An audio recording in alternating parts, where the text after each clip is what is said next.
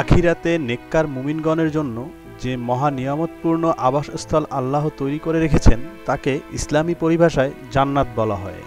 জান্নাতের বিভিন্ন স্তর, পর্যায় ও নাম রয়েছে। ফার্সি ভাষায় জান্নাতকে বেহেশত বলা হয়, যা বাংলা ভাষায় বহুল ব্যবহৃত।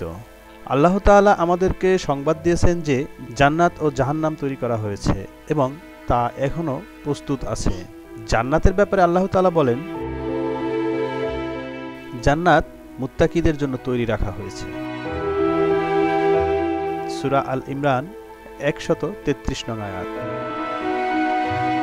আল্লাহ তাআলা জাহান্নামের ব্যাপারে আরো বলেন, সপ্তম আসমানের উপরে জান্নাত অবস্থিত, আর আল্লাহর আরশ হচ্ছে তার ছাদ। আবু হুরায়রা রাদিয়াল্লাহু তাআলা বলেন, রাসূল সাল্লাল্লাহু আলাইহি সাল্লাম বলেছেন, তোমরা আল্লাহর কাছে চাইলে ফেরদৌস চাইবে, কেননা এটাই হলো সবচেয়ে উত্তম ও সর্বোচ্চ জান্নাত। আমার মনে হয় রাসূল সাল্লাল্লাহু আলাইহি সাল্লাম আরো বলেছেন, এর উপরে রয়েছে আরশে রহমান, আর সেখান থেকে জান্নাতের নহরসমূহ প্রবাহিত হচ্ছে। সহিহ বুখারী। জাহান্নাম কাফেরদের জন্য প্রস্তুত করে রাখা হয়েছে। সূরা আল ইমরান 131 নং আয়াত। আল্লাহ তাআলা আমাদেরকে সংবাদ দিয়েছেন যে তিনি নিষিদ্ধ বৃক্ষের ফল খাওয়ার পূর্ব পর্যন্ত আদম ও তার স্ত্রীকে জান্নাতে স্থান দিয়েছিলেন।